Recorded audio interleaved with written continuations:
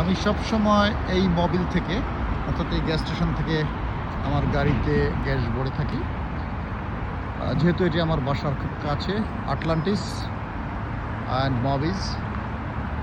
গত 3 দিন আগে, 3 দিন কি 4 দিন আগেও আমি রেগুলার গ্যাস ভরেছিলাম পার গ্যালান 295।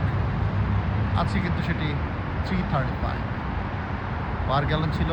295 3 দিন বা 4 দিন আগে, আজকে সেটি বেড়ে 395। বৈশ্বিক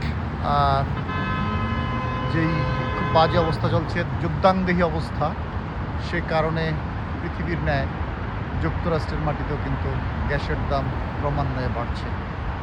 জানি না আমাদের মতো ছাপোষা মানুষের কী হবে।